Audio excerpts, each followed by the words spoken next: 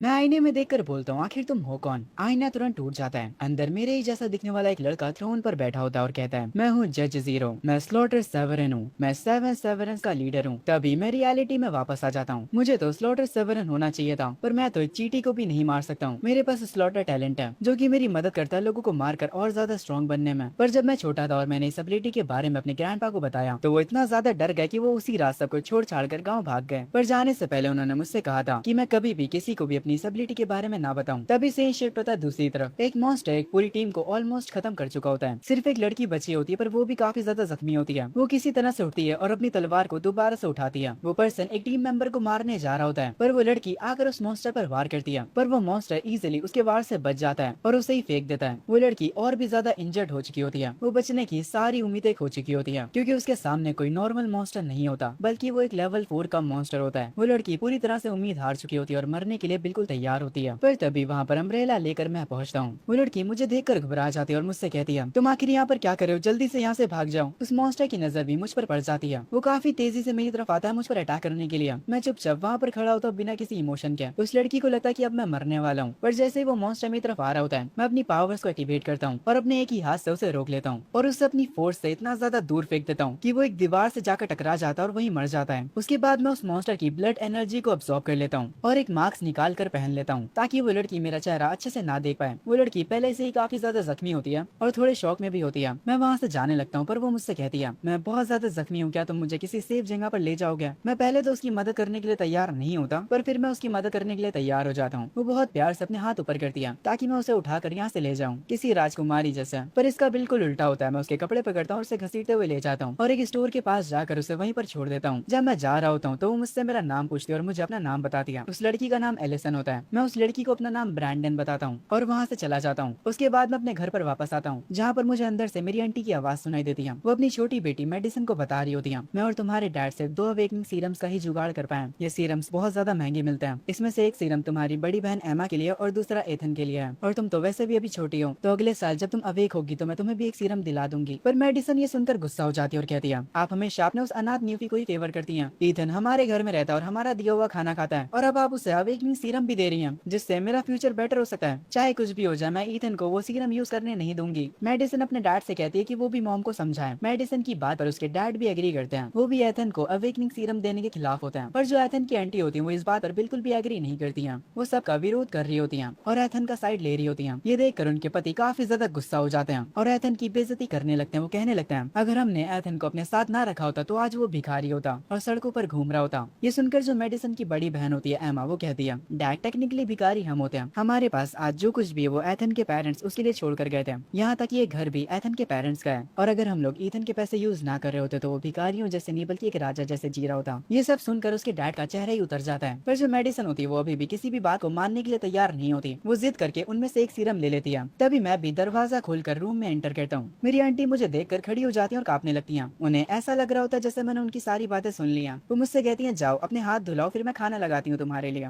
Medicine मुझे देखकर वापस से गुस्सा हो जाती है। आंटी खाना परोसते हुए कहती है, एथन कल तुम्हारी अवेकनिंग सेरेमनी है, मैं तुम्हारे लिए भी सीरम खरीद कर लेकर आई हूँ। उसके बाद वो मेडिसन से कहती है, मेडिसन एथन को उसका सीरम वापस दो। पर मेडिसन साफ मना कर देती है। तभी एमा अपना सीरम मुझे देते हुए कहती है, एथन ये सीरम तुम्हारा है। और ये कहकर वो अपने रूम में वापस चली जाती है। मैं अपने रूम में वापस आता हूँ और जब मैं अपना फोन चेक करता हूँ तो ग्रुप में सारे के सारे लोग कल की अवेकनिंग सेरेमनी के लिए काफी ज्यादा एक्साइटेड होते हैं। उन सबका रिएक्शन देखकर मैं एक हल्की सी स्माइल करता हूँ। उसके बाद मैं उस सीरम को उठाता हूँ और कहता हूँ, मुझे इस सीरम की कोई भी जरूरत नहीं है। उस लेवल 4 के मॉन्स्टर को मारने के बाद जो ब्लड एनर्जी मुझे मिली थी, उतनी एनर्जी काफी होगी अवेकनिंग सेरेमनी के लिए। जो स्लॉटर टैलेंट है वो मेरे फिजिकल स्टेट्स को बूस्ट करता है। और मेरे टैलेंट में एक और खास बात है, मैं दूसरों के टैलेंट्स को भी चुरा सकता हूँ, क्योंकि मेरे ग्रैंडपा ने कहा था कि मुझे अपने इस टैलेंट को सबसे छुपाना है। इसीलिए कल की अवेकनिंग सेरेमनी में इसीलिए मैं सिर्फ एफ रैंक का टैलेंट अवेक करूंगा, जो कि मैंने बहुत पहले किसी से चुराया था। इसकी वजह से मेरा असली टैलेंट छुपा हुआ रहेगा। अगले दिन क्लासरूम में टीचर सबको शांत होने के लिए कहती है और कहती है, क्या सबके पास अपने अपने अवेकनिंग सीरम है, या फिर किसी के पास अभी भी अवेकनिंग सीरम नहीं है? ये सुनकर एक क्लास का लड़का मेरा मजाक उड़ाते हुए कहता है, एथन टीचर ने ये क्वेश्चन तुम्हारे लिए पूछा है, क्योंकि क्लास में तुम ही सबसे ज्यादा गरीब हो, तो तुम्हारे पास सीरम कैसे होगा? मेरे सामने बैठी मेरी एक दोस्त मुझे अपना सीरम देते हुए कहती है, मेरे पास 2 सीरम है तो एक तुम रख सकते हो एथन। ये देखकर उस पहले वाले लड़के का मुंह बन जाता है। तभी अचानक से क्लास के बाहर कुछ लोग आ जाते हैं। मैं उनके साथ आई उस लड़की एलिसन को तुरंत पहचान जाता हूँ। मैं थोड़ा सा घबरा जाता हूँ, आखिर इसे मेरे स्कूल के बारे में कैसे पता चला? मेरी टीचर उनसे बात करने के लिए जाती है। चश्मे वाला बंदा टीचर से पूछता है, यहाँ पर ब्रैंडन किस स्टूडेंट का नाम नाम है। टीचर अपने हाथ से इशारा करते हुए कहती है वो है ब्रैंडन। काली टोपी वाला आदमी उसको ध्यान से देखने लगता है। उसे सही से देखो, क्या ये वही लड़का है जिसने कल तुम्हें बचाया था? एलिसन कहती है कल काफी ज्यादा बारिश हो रही थी और उस लड़के ने मास्क पहन रखा था, तो मुझे उसका चेहरा अच्छे से याद नहीं, पर हाँ इस लड़की की हाइट और बिल्ड बिल्कुल उसके जैसा है। ये सुनकर वो टोपी वाला आदमी एक्साइटेड हो जाता है। टीचर प्रिंसिपल से पूछती है आखिर ये लोग हैं कौन? प्रिंसिपल काफी खुशी के साथ कहता है मैडम ये स्पेशल एजेंट्स हैं, एजेस की 7 डिविजन है। ये कैप्टन मार्केस है और इनके साथ जो लड़की है वो एलिसन है। टीचर काफी ज्यादा हैरान हो जाती है और अपने मन में सोचने लगती है 7 डिवीजन के लोग यहाँ पर ब्रैंडन के लिए आए हैं, क्या उसके टैलेंट को इन लोगों ने पहले से कहीं पर देख लिया है? मार्केस के चेहरे पर एक स्माइल होती है और वो अपने मन में कह रहा होता है 9 डिवीजन के लोग हमेशा बेस्ट टैलेंट को ले जाते हैं, पर ऐसा लगता है कि उनको ब्रैंडन के बारे में अभी पता नहीं चला है। इसका मतलब है मैंने ब्रैंडन को उनसे पहले ढूंढ लिया। मेरी खतरनाक सुनने की एबिलिटी की वजह से मैं उनकी सारी बातें सुन लेता हूँ और उनकी बातें सुनकर मेरी फट जाती है, क्योंकि 7 डिवीजन में काफी खतरनाक और पावरफुल लोग होते हैं, पर मेरे पास जो टैलेंट है वो बाकी लोगों से काफी ज्यादा अलग है, क्योंकि मेरा टैलेंट इस दुनिया में एग्जिस्ट ही नहीं करता है। मैं दूसरों की पावर्स चुरा सकता हूँ। अगर इन्हें मेरे टैलेंट के बारे में पता चल गया तो ये लोग तो मुझे पकड़कर मुझ पर एक्सपेरिमेंट करेंगे। मैं इनके हाथों पकड़ा नहीं जा सकता। मैं तुरंत अपने क्लासमेट से उसका चश्मा छीन लेता हूँ और उस चश्मे को तुरंत पहनकर और अपने बालों को भी पीछे कर लेता हूँ और एकदम चंपू बनकर बैठ जाता हूँ ताकि वो लड़की मुझे पहचान ना जाए। इसके बाद मैं पढ़ने की एक्टिंग करने लगता हूँ। आगे जो बाकी के स्टूडेंट्स होते हैं उनको भी पता चल जाता है कि एजेस की 7 डिवीजन ब्रैंडन के लिए यहाँ पर आई है। एक मोटा बंदा कहता है 7 डिवीजन में जाने के लिए तुम्हें कम से कम बी रैंक का होना चाहिए, ये तो one of the most strongest division है। पर तभी एक चश्मे वाला बंदा कहता है एजेस ब्यूरो की सबसे ज्यादा स्ट्रॉन्गेस्ट डिवीजन है 9th डिवीजन। उस डिवीजन के अंदर सारे के सारे पागल लोग भरे पड़े हैं, या फिर कहूँ तो वो लोग जो एस रैंक के मॉन्स्टर्स को भी कच्चा चबा सकते हैं। पर हाँ 7 डिवीजन भी बढ़िया है। सारे स्टूडेंट्स ब्रैंडन से कह रहे होते हैं भाई तुम्हारा तो जैकपॉट लग गया, अवेकनिंग सेरेमनी से पहले स्पेशल एजेंट्स तुम्हारे लिए यहाँ पर आए हैं। एक तो ये ब्रैंडन नाम का बंदा इतना ज्यादा बेवकूफ होता है कि इसे घंटा समझ नहीं आ रहा होता कि यहाँ पर हो क्या रहा है। वही लड़का ब्रैंडन से कहता है शायद से ये सब तुम्हारे डैड ने किया होगा तुम्हारे लिए, तुम्हारी फैमिली बहुत ज्यादा अमीर है तो जरूर से एजेस की 7 डिवीजन में उनकी बातचीत होगी। इस बेवकूफ को अभी भी समझ नहीं आ रहा होता, पर फिर बाद में ये समझ जाता है और कहता है हाँ तुमने बिल्कुल सही कहा, मुझे अब याद आया मेरे डैड एजेस ब्यूरो में किसी को जानते हैं। ब्रैंडन की बात सुनकर वो लड़का एकदम चौड़ में आ जाता और कहता है तुमने देखा क्लोई ब्रैंडन कितना ज्यादा पावरफुल है? पर जो क्लोई होती है वो कहती है ज्यादा उड़ो मत, वो लोग बस खिड़की से ब्रैंडन को देख रहे हैं। ऐसा भी तो हो सकता है कि ब्रैंडन के डैड ने कोई बहुत बड़ा क्राइम करा हो और 7 डिवीजन ब्रैंडन को अरेस्ट करने के लिए यहाँ पर आई हो। ये सुनकर वो लड़का पत्थर का बन जाता है। तभी क्लोई मुझे देखकर कहती है एथन तुम्हारी तो आंखें बिल्कुल ठीक है,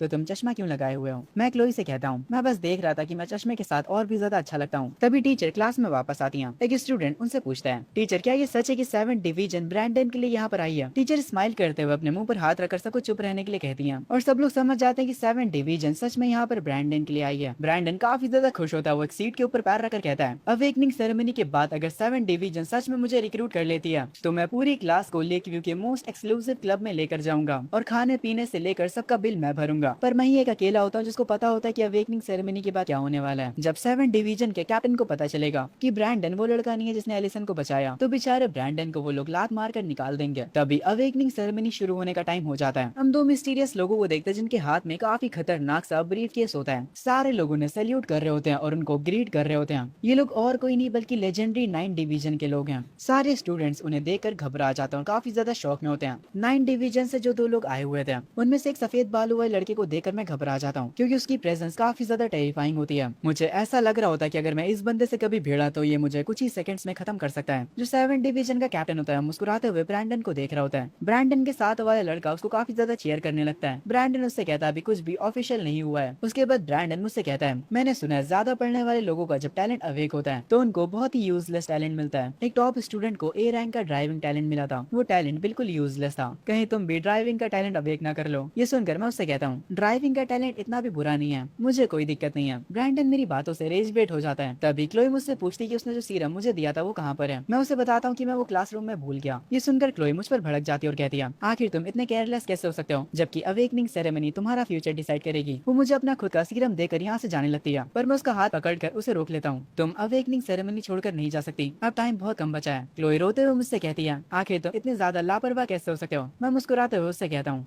अरे कोई बात नहीं, ज्यादा से ज्यादा क्या ही हो जाएगा, मैं बस अवेक नहीं हो पाऊंगा और क्या। तभी टीचर बताती कि ब्रैंडन और मेरी बारी आ चुकी है। 7 डिवीजन का कैप्टन मार्कस तुरंत एलिसन को ऑर्डर देता और कहता है जल्दी से 7 डिवीजन का रिक्रूट कॉन्ट्रैक्ट रेडी करवाओ। जैसे ही ब्रैंडन का टैलेंट अवेक होगा हम तुरंत उसे रिक्रूट कर लेंगे। हम पहली बार 9 डिवीजन से पहले एक मॉन्स्टर लेवल के बंदे को रिक्रूट कर लेंगे। मार्कस काफी खुश होता है। मैं अवेकनिंग चैम्बर के अंदर चला जाता हूँ। जैसा मैंने पहले सोचा था मुझे अपने मेन टैलेंट को छुपाना होगा क्योंकि मैंने सीरम का यूज नहीं करा है तो ज्यादा से ज्यादा मेरी रैंक ए आएगी। तभी दूसरी तरफ एक डिवाइस पर जिस पर मैं दिखाई दे रहा होता हूँ उस पर रेड अलर्ट आ जाता है। इस डिवाइस को कोई और नहीं बल्कि 9 डिवीजन वाले यूज कर रहे होते हैं और वो मुझ पर नजर रख रहे होते हैं। रेड अलर्ट को देखकर तुरंत 9 डिवीजन की लड़की बोलती है बॉस ऐसा कैसे हो सकता है, इस लड़के ने तो सीरम का इस्तेमाल भी नहीं करा है। बिना किसी सीरम के ये एक ऐसे रैंक का टैलेंट है और सबसे बड़ी बात इसके पास सिर्फ एक टैलेंट नहीं है। अगर ये लड़का कोई हाई प्योरिटी का सीरम इस्तेमाल करता है तो इसका हर एक टैलेंट एक अनदर रैंक पर पहुंच जाएगा। ये सब बातें 9 डिवीजन का बॉस सुन रहा होता है। आगे वो लड़की कहती है इस लड़के के पास ट्रिपल एस रैंक पर जाने की पोटेंशियल है। ये जो 9 डिवीजन का बॉस है वो काफी ज्यादा गोजो जैसा दिख रहा है तो इसका जो भी नाम हो हम इसे गोजो बुलाएंगे। गोजो अपना चश्मा नीचे करते हुए कहता है इस लड़के का नाम इथन हेज है। इंटरेस्टिंग, 9 डिवीजन इस मॉन्स्टर को रिक्रूट करेगी।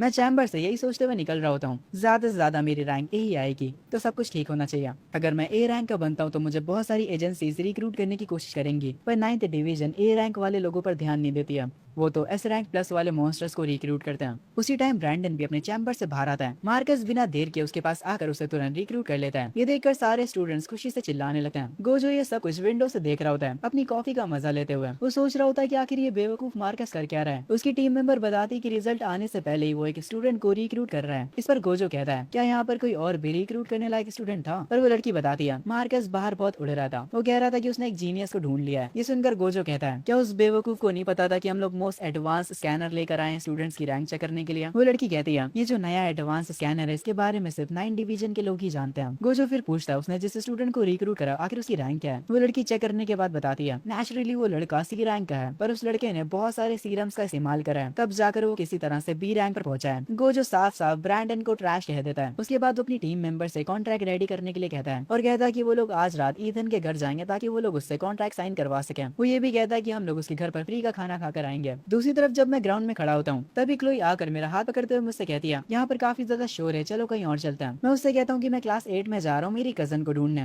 वो हैरानी से पूछती है पर क्यों, ताकि मैं उसे वो सीरम दे सकूं। ये सुनकर वो थोड़ी सी शौक होती है और कहती है तो तुमने इसलिए अपना सीरम इस्तेमाल नहीं करा ताकि तुम वो सीरम एमा को दे सको। अगर तुम्हें सीरम चाहिए था तो तुम मेरा सीरम यूज कर सकते थे। हम लोग एक दूसरे को किंडरगार्टन से जानते हैं। तुम मुझसे कुछ भी मांग सकते हो। मैं एक मुस्कुराहट के साथ कहता हूँ तुमने कहा मैं कुछ भी मांग सकता हूँ। वो थोड़ी खुश हो जाती है पर मैं उससे कहता हूँ तो कैसा रहेगा अगर तुम मेरे पैर दबाओ तो। ये सुनकर उसका रिएक्शन ही बदल जाता है। मुझे भी रियलाइज हो जाता है कि मैंने कुछ ज्यादा ही बोल दिया। खैर दूसरी तरफ एमा अपनी क्लास में बैठे बुक्स पढ़ रही होती है। तभी मैं उसे उसके क्लासरूम के बाहर बुलाता हूँ। वो तुरंत बाहर आ जाती है और मुझसे मेरी अवेकनिंग सेरेमनी के बारे में पूछती है। मैं उससे कहता हूँ हाँ मेरी अवेकनिंग सेरेमनी सही गई। उसके बाद मैं उसे सीरम देते हुए कहता हूँ ये सीरम तुम्हारे लिए है। उस सीरम को देखकर वो थोड़ी शौक होती है और कहती है तुमने इस सीरम का इस्तेमाल नहीं करा। मैं उससे कहता हूँ मैं इसका इस्तेमाल करना भूल गया था और अब क्योंकि मेरी अवेकनिंग सेरेमनी पहले ही हो चुकी है तो तुम्हें इसका इस्तेमाल कर लो वरना ये बेकार जाएगा। वो मुझे शुक्रिया बोलती है। उसकी आंखों से आंसू आ जाते हैं और वो कहती है मुझे पता है कि तुम झूठ बोल रहे हो। तुमने सहकर इस सीरम को यूज नहीं करा था ताकि तुम ये मुझे वापस दे सको। मैं उसकी बातों को अवॉइड करते हुए कहता हूँ नहीं मेरा इसे यूज करने का प्लान था। अगर नहीं होता तो मैं तुम्हें कल रात ही ये वापस कर देता। इस पर एमा कहती है मुझे पता है कल रात तुमने इस सीरम को सिर्फ इसलिए अपने पास रखा ताकि तुम मेरे डैड को गुस्सा दिला सको। मैं उसके सर पर मारते हुए कहता हूँ ज्यादा बातें मत करो। दूसरी तरफ मेरी क्लास में 7 डिवीजन द्वारा रिक्रूट किया गया ब्रैंडन काफी ज्यादा खुश होता है या कहूँ तो हवा में उड़ रहा होता है। वो पूरी क्लास को बताता है कि मेरे डैड स्कूल को नई बिल्डिंग डोनेट करेंगे। ये सुनकर सारे स्टूडेंट्स काफी खुश होते हैं। वो उन सबको एक काफी लग्जरी पार्टी भी देने वाला होता है। वो क्लोई को भी इन्वाइट करता है और कहता है तुम्हें भी आना ही होगा। पर क्लोई उसे साफ साफ मना कर देती है और कहती है मैंने और एथन ने पहले से ही कहीं साथ में जाने का प्लान बनाया हुआ है। हम लोग साथ में मरीन पार्क जाने वाले हैं। उसके बाद वो उस पर ध्यान नहीं देती और चुपचाप अपने हेडफोन्स लगाकर बैठ जाती है। पर जो ब्रैंडन होता है वो तुरंत अपना फोन निकाल कर अपने डैड को मैसेज करते हुए कहता है डैड पूरा का पूरा मरीन पार्क बुक कर लीजिए। मैं अपने क्लासमेट्स को वहीं पर पार्टी दूंगा। कुछ देर बाद सबके रिजल्ट आ जाते हैं। अपने अपने रिजल्ट देखकर क्लास के स्टूडेंट्स काफी ज्यादा घबरा जाते हैं क्योंकि ज्यादातर लोग डी रैंक के ही होते हैं। दूसरी तरफ मैं भी अपना रिजल्ट देखने की कोशिश करता हूँ पर मेरा रिजल्ट कहीं पर भी अवेलेबल नहीं होता। पर तभी मैं एमा का रिजल्ट देखता हूँ। मैं देखता हूँ एमा का टैलेंट ए रैंक का होता है। मैं रात में घर वापस आता हूँ। मैं आंटी से पूछता हूँ खाने में क्या बना है। वो मुझे बताती हैं कि जो कुछ भी उन्होंने बनाया है वो सब मेरा फेवरेट है। मेडिसन ये सुनकर गुस्सा हो जाती है और कहती है आज की पार्टी तो मेरे और एमा के लिए होनी चाहिए थी। हम लोग आज के स्टार्स हैं तो आपने इसकी फेवरेट डिशेस क्यों बनाई हैं। जो मेरी आंटी होती है वो कहती है तुम सब मेरे लिए एक बराबर हो। तुम सभी मेरे बच्चे हो। मेडिसन मुंह बनाते हुए कहती है एथन का तो अभी तक रिजल्ट भी नहीं आया है तो ये तो एक ट्रैश भी हो सकता है। ये सुनकर उसकी मॉम काफी ज्यादा गुस्सा हो जाती है। वो कहती है ईथन का रिजल्ट काफी अच्छा आएगा और वैसे भी आज खुशी का दिन है इसीलिए ऐसी बातें मत करो। मेरे अंकल खुशी खुशी मुझे अपनी बेटियों का रिजल्ट दिखाते हैं। मैं उनसे कहता हूँ इन दोनों के रिजल्ट काफी अच्छे हैं। मेडिसन अभी भी चिड़ी हुई होती है। आगे उसके डैड कहते हैं, तुम्हें पता है ना, एमा के पास ए रैंक का टैलेंट है। तुम्हें इसका मतलब पता है, अब बहुत सारी ऑर्गेनाइजेशन आपस में लड़ेंगे सिर्फ और सिर्फ एमा को रिक्रूट करने के लिए। ये सुनकर मैं उनसे खुशी से बोलता हूँ, ये तो काफी अच्छी बात है। पर आगे वो मुझ पर गुस्सा होते हुए कहते हैं, पर अगर तुमने एमा का सीरम ना लिया होता तो शायद से उसका टैलेंट एस रैंक का हो सकता था। याद रखना इथन, सिर्फ और सिर्फ तुम्हारी वजह से मेरी बेटी के टैलेंट का रैंक कम है। मेरी आंटी अंकल पर गुस्सा करते हुए कहती, आज के दिन उसे कुछ मत कहो। पर अंकल उनकी बात नहीं मानते और वो और भी ज्यादा गुस्से में आ जाते हैं। वो मेरी बेइज्जती करने लगते हैं। पर तभी एमा की बर्दाश्त करने की लिमिट खत्म हो जाती है। वो जोर से टेबल पर अपना हाथ मारती है। उसके डैड ये देखकर घबरा जाते हैं और कहते हैं, क्या मैंने तुम्हें डरा दिया बेटी? अगर तुम्हें मेरी बात का बुरा लगा तो मुझे माफ करना। एमा उस सीरम की बोतल को टेबल पर रखती और रोते हुए कहती है, ईथन ने मुझे अपना सीरम दे दिया था, मैं उसकी एहसानमंद हूँ। हमारी पूरी फैमिली उसकी एहसानमंद होनी चाहिए। ये सुनकर एमा के डैड पत्थर के बन जाते हैं। आंटी रोते हुए मेरे पास आती हैं और मुझे पकड़ कर कहती हैं, वो सीरम तुम्हारे लिए था, तुमने उसे एमा को क्यों दिया? मैं उनसे कहता हूँ, मुझे उस सीरम की कोई भी जरूरत नहीं थी, तो आप लोग इतना ज्यादा परेशान मत होइए। मेरी आंटी को मेरे लिए काफी ज्यादा बुरा लगता है। पर मेडिसन कहती है, आखिर इतनी बड़ी बात भी क्या हो गई जो आप लोग ऐसा रिएक्ट कर रहे हो? अगर ईथन वो सीरम यूज भी कर लेता तब भी वो एमा के लेवल पर नहीं पहुंच पाता। एमा गुस्से में उसे चुप रहने के लिए कहती है, पर मेडिसन अपनी बकवास जारी रखती है। एमा से आखिरकार और कंट्रोल नहीं होता। वो आकर उसे थप्पड़ मार देती है। थप्पड़ खाने के बाद मेडिसन रोने लगती है। मेडिसन के डैड तुरंत उसके पास आते हैं और एमा से कहते हैं, आखिर तुम ये क्या कर रही हो? तुमने मेडिसन को एक बाहर वाले के चक्कर में मारा, ये तुम्हारी खुद की सगी बहन है। एमा का ऑरा निकलने लगता है और वो कहती है, तुम लोग आखिर बाहर का कह किसे रहे हो? याद रखना कि वो ईथन था जिसने हमें अपने घर में जगह दी, इसीलिए अभी उससे माफी मांगो। उसके डैड गुस्से में कहते हैं, मैं माफी नहीं मांगने वाला। एमा उन्हें धमकी देते हुए कहती है, अगर आप ईथन से माफी नहीं मांगते तो मैं किसी भी ऑर्गेनाइजेशन को ज्वाइन नहीं करूंगी। ये सुनकर वो घबरा जाते हैं और वो मुझसे माफी मांगने लगते हैं। मैं एमा के पास जाता हूँ और उसके सर पर हिट करते हुए कहता हूँ, तुम ये क्या कर रही हो एमा? मुझे बहुत जोर से भूख लगी है। एमा तुरंत कहती है, ठीक है मैं समझ गई, मैं अभी तुम्हारे लिए खाना लेकर आती हूँ। मेरी आंटी भी मेरा हाथ पकड़ती है। वो काफी ज्यादा सैड लग रही होती है। मैं उनसे कहता हूँ, सब भूल जाइए आंटी, मुझे भूख लगी है, चलिए खाना खाते हैं। ये सुनकर आंटी तुरंत किचन की तरफ चली जाती है। तभी दरवाजे पर नॉक नॉक होती है। आंटी तुरंत जाकर दरवाजा खोलती है। दरवाजे पर एक मोटा आदमी काफी सारे गिफ्ट्स के साथ खड़ा होता है। वो यहाँ पर असल में एमा के लिए आया है। वो एक ऑर्गेनाइजेशन का बॉस है जो कि यहाँ पर एमा को रिक्रूट करने के लिए आया है। एमा की मॉम काफी ज्यादा शॉक हो जाती है। वो जल्दी से एमा को बुलाती है। एमा को देखते ही वो मोटा आदमी वॉरेन उसके पास जाता है और उससे अपने बारे में बताता है। एमा के फादर भी वहाँ पर आ जाते हैं। वो उस मोटे आदमी को देखकर काफी ज्यादा खुश हो जाते हैं। उनकी आंखों में एक चमक आ जाती है। वॉरेन कहता है, हमने एमा का रिजल्ट देखा, वो सच में काफी ज्यादा कमाल के हैं, इसीलिए हम पर्सनली उसे रिक्रूट करने के लिए आए हैं। अगर वो हमें ज्वाइन कर लेती है तो हम उसे एक लग्जरी मेंशन और एक लग्जरी कार देंगे। एमा के फादर के मन में तो इन सारी चीजों की इमेजेस बन जाती हैं और डॉलर साइन तो उनकी आंखों पर ही होता है। आगे वॉरेन इस ऑफर के बारे में एमा से पूछता है कि उसे ये ऑफर कैसा लगा। तभी दरवाजे पर दोबारा से नॉक नॉक होती है। जब दरवाजा खुलता है तो सामने एक दूसरे ऑर्गेनाइजेशन की एक लेडी होती है। वो अपना इंट्रोडक्शन देती है और अपना नाम वेरोनिका बताती है। वो आगे बताती कि वो लोग यहाँ पर एमा के लिए आए हैं। एमा की मॉम उन्हें भी अंदर बुला लेती है। दो ऑर्गेनाइजेशन को अपनी बेटी के लिए लड़ता देख एमा के फादर काफी खुश होते हैं। पर वेरोनिका को देखने के बाद ये आदमी थोड़ा सा ठरकी भी लग रहा होता है। ये आदमी वेरोनिका से काफी ठरक भरे अंदाज में हाथ मिलाता है। खैर उसके बाद वेरोनिका एमा से आकर बात करती है। वेरोनिका डायरेक्ट कह देती है, तुम्हें वॉरेन ने जो भी ऑफर दिया होगा हम तुम्हें उसका डबल ऑफर करते हैं। ये सुनकर वॉरेन गुस्सा हो जाता है, आप तो मेरे मेंबर्स छीन रहे हो। वेरोनिका कहती है, तुम लोग जितना भी उसे ऑफर कर रहे हो एमा उसे काफी ज्यादा डिजर्व करती है। एमा के फादर सबसे बैठने को कहते हैं। तभी दरवाजे पर दोबारा से नॉक नॉक होती है। इस बार दरवाजे पर एचएस ब्यूरो का 4th डिवीजन का बॉस आया होता है। इस बंदे का नाम लॉसन होता है और ये भी यहाँ पर एमा के लिए आया होता है। एमा की मॉम उसे भी अंदर बुला लेती है। लॉसन बाकी ऑर्गेनाइजेशन के कैप्टन को यहाँ पर देकर डायरेक्ट एमा से पूछता है, क्या तुमने फैसला कर लिया कि तुम किसे ज्वाइन करने वाली हो? एमा उसे कहती है कि उसने अभी फैसला नहीं करा है। लॉसन उससे कहता है, ये अच्छी बात है, फिर 4th डिवीजन भी तुम्हें रिक्रूट करना चाहता है, तुम अभी डिसाइड कर सकती हो। इतने सारे ऑफर्स देकर एमा के फादर तो पगला जाते हैं। वो कैप्टन लॉसन से बैठने के लिए कहते हैं। वेरोनिका सबसे कहती है, हम लोग चाहे जितना भी एक दूसरे से कम्पीट कर ले, फाइनल डिसीजन तो एमा का ही होगा। दूसरी तरफ एमा काफी ज्यादा हैरान होती है और वो अपने मन में कह रही होती है, मैंने सुना था कि टॉप टैलेंट्स के पीछे बहुत सारी ऑर्गेनाइजेशंस पड़ जाती हैं, पर अब मैं ये अपने सामने होते हुए देख रही हूँ। एमा आगे कहती है, मैं उस ऑर्गेनाइजेशन में जाऊंगी जिसमें ईथन मुझे जाने के लिए कहेगा। ये सुनकर मैं शॉक हो जाता हूँ। तीनों कैप्टन्स मेरी तरफ देखने लगते हैं। वो लोग मुझसे पूछते हैं, तो ईथन तुम्हारे हिसाब से एमा को कौन सी ऑर्गेनाइजेशन ज्वाइन करनी चाहिए? एमा के जो डैड होते हैं ये सब देखकर काफी ज्यादा गुस्सा हो जाते हैं और वो कहते हैं, तुम लोग आखिर उसकी बात क्यों मानोगे? एमा का फादर मैं हूँ तो डिसीजन मैं लूंगा। उसके बाद वो मेडिसन को आगे करते हुए कहते हैं, क्या आप में से कोई मेरी दूसरी बेटी को भी रिक्रूट कर सकते हैं? वेरोनिका मेडिसन के टैलेंट के बारे में पूछती है। उसका डैड काफी प्राउड के साथ बताता है, इसके पास सी रैंक का बीस्ट एमिंग टैलेंट है। 4th डिवीजन का कैप्टन तो साफ साफ मना कर देता है कि ये टैलेंट बहुत ज्यादा लो रैंक का है, पर वॉरेन मान जाता है और वो कहता है कि हम रिक्रूट कर लेंगे और साथ ही में वेरोनिका भी।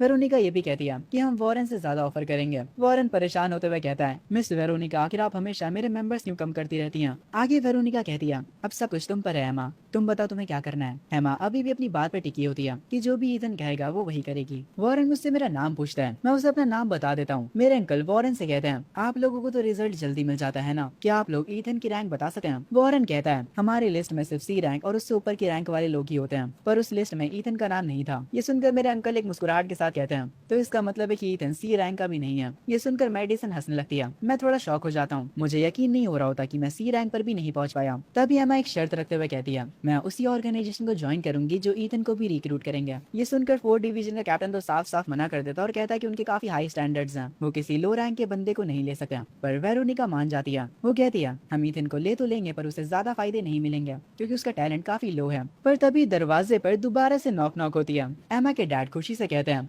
लग रहा है एमा के लिए कोई और भी आया, जल्दी से जाकर गेट खोलो। जैसे ही एमा की मॉम डोर को खोलती हैं, सामने गोजो सातोरो खड़ा होता है। एमा की मॉम उससे पूछती हैं, क्या आप लोग भी एमा के लिए यहाँ पर आए हो? पर गोजो अपने ग्लासेस ठीक करते हुए कहता है, ये एमा कौन है? मैं यहाँ पर चाय के लिए नहीं बल्कि कॉफी के लिए आया हूँ। क्या ईथन घर पर है? मैं इन लोगों को देखकर काफी ज्यादा हैरान हो जाता हूँ। ये तो 9 डिवीजन है, आखिर इन लोगों को मेरे घर के बारे में कैसे पता चला? क्या इनको मेरे असली टैलेंट के बारे में पता चल गया? तभी मेरे अंकल गुस्सा करते हुए कहते हैं, ईथन आखिर तुम कैसे दोस्त बनाते हो? जरा इनको देखो तो ये लोग घर में कैसे घुस आए हैं। पर गोजो को यहाँ पर देखने के बाद बाकी सारे जो कैप्टन होते हैं वो हैरान रह जाते हैं। वेरोनिका तुरंत अपना सर नीचे करके ग्रीट करती है गोजो को और सैल्यूट करते हुए 4 डिवीजन का कैप्टन भी उठ जाता है। एमा के फादर को इतना तो समझ आ जाता है कि जो बंदा अभी अभी इनके घर में आया है वो कोई छोटा मोटा आदमी तो नहीं है। एमा का फादर भी काफी खुशी से फिर ग्रीट करता है। वो गोजो से पूछता है, आखिर आप लोगों को ईथन से क्या काम है? खैर आगे गोजो मेरे पास आकर अपने आप को इंट्रोड्यूस करता है और कहता है, मेरा नाम जूलियन ब्लैकवुड है और मैं एजिस की 9 डिवीजन से हूँ। जो भी तुम्हारा नाम हो हम तुम्हें गोजो ही बुलाएंगे। खैर मैं उससे कहता हूँ, आखिर तुम्हें मुझसे क्या चाहिए? गोजो कहता है, मुझे 2 चीजें चाहिए। पहला तो मैं तुम्हें 9 डिवीजन में इनवाइट कर रहा हूँ, दूसरा मुझे काफी भूख लगी है इसलिए मैं यहाँ पर फ्री के खाने के लिए आया हूँ। मेरे अंकल ये सुनकर हैरान होते हैं और कहते हैं, 9 डिवीजन, आखिर ये कौन सी यूनिट है? क्या 9 डिवीजन वाले ईथन जैसे लूजर को भी रिक्रूट कर लेते हैं जो सी रैंक का भी नहीं है? ईथन के अंकल की बात सुनने के बाद जो वेरोनिका और वॉरेन होते हैं वो खामोश हो जाते हैं। अपने माइंड में दोनों कह रहे होंगे, पागल है क्या ये? तभी 4 डिवीजन का कैप्टन बताता है, 9 डिवीजन एजेस ब्यूरो की स्ट्रॉन्गेस्ट स्पेशल ऑपरेशन यूनिट है। ये लोग सिर्फ ऐसे मॉन्स्टर्स को रिक्रूट करते हैं जिनका टैलेंट एस रैंक से ज्यादा हो। एमा के फादर के पसीने छूटने लगते हैं और वो कहते हैं, पर अभी तो मिस्टर वॉरेन ने कहा था कि ईथन उनकी लिस्ट में नहीं है। वॉरेन गुस्सा होते हुए कहता है, 9 डिवीजन पर्सनली जिसको भी सेलेक्ट कर लेती है उसका रिजल्ट किसी और को शो नहीं होता, इसीलिए बाहर की कोई भी ऑर्गेनाइजेशन को उनका पता नहीं चल पाता, इसीलिए ईथन हमारी लिस्ट में नहीं था। मेडिसन के फादर का मुंह खुला का खुला रह जाता है और मेडिसन का गुब्बारा फूला का फूला। ये सुनकर ईथन की आंटी काफी ज्यादा खुश होती हैं। वो कहती हैं, तो इसका मतलब है ईथन का टैलेंट काफी ज्यादा हाई है। पर जो अपना गोजो होता है वो एक कुर्सी पर बैठकर कहता है, उसका टैलेंट सिर्फ हाई नहीं है, उसका टैलेंट बहुत ज्यादा है। ईथन के पास 5 टैलेंट्स है, वो भी बिना किसी सीरम को यूज करे। ईथन की highest rating double S rank की है। गोजो एक डिवाइस को टेबल पर रखता है और कहता है, इस पर ईथन के सारे रिजल्ट्स हैं। वो डिवाइस जैसे ही ओपन होता है उस पर हमें ईथन का रिजल्ट दिखाई देता है। ईथन का एक टैलेंट डबल एस रैंक का होता है और 2 टैलेंट्स एस रैंक के और बाकी के 2 ए रैंक के। ये देखकर मैं थोड़ा घबरा जाता हूँ। मेरे मेन टैलेंट का थोड़ा सा पार्ट एक्सपोज हो चुका है, पर ये अच्छी बात है कि इन्हें मेरे स्लॉटर टैलेंट के बारे में अभी तक पता नहीं चला है। एमा के फादर भी उन रिजल्ट्स को काफी ध्यान से देखने लग जाते हैं। मैं भी उन्हें काफी ज्यादा ध्यान से देख रहा होता हूँ। अब जाकर मेरे अंकल मुझसे घबराने लगते हैं। आगे गोजो कहता है, ब्रीफ केस को ओपन करो, ईथन की आंखों को स्कैन करो और उसके बाद इससे साइन करवाओ और फिर हम लोग आराम से बैठकर खाना खाएंगे। मैं ये ऑफर सुनकर अपने मन में सोचने लग जाता हूँ, अगर मैं इनके ऑफर को एक्सेप्ट कर लेता हूँ तो गवर्नमेंट मुझे अपना टॉप वॉर मशीन बनाने की कोशिश करेगी। जो टैलेंट्स मैं दूसरों से चुराता हूँ वो कभी न कभी सामने आ ही जाएंगे। मैं डायरेक्ट गोजो से कह देता हूँ, क्या मैं इस ऑफर को मना नहीं कर सकता? ये सुनकर वेरोनिका और वॉरेन दोनों हैरान हो जाते हैं। गोजो कहता है, ये तो काफी इंटरेस्टिंग है, तुम पहले ऐसे इंसान हो पूरी हिस्ट्री में जो कि 9 डिवीजन को मना कर रहे हैं। ये सुनकर मैं कहता हूँ, क्या 9 डिवीजन इतनी पुरानी है कि किसी ने उसे पूरी हिस्ट्री में आज तक मना नहीं करा? ये सुनकर गोजो हंसने लगता है और कहता है, तुमने सही कहा, हम इतने भी पुराने नहीं है, हमें बस 92 ईयर्स ही हुए हैं। अगर हम रूल्स को मानते हैं तो 9 डिवीजन ने जिसको भी चुना हो वो उसे मना कर सकता है, पर हम तुम्हें मना नहीं करने देंगे।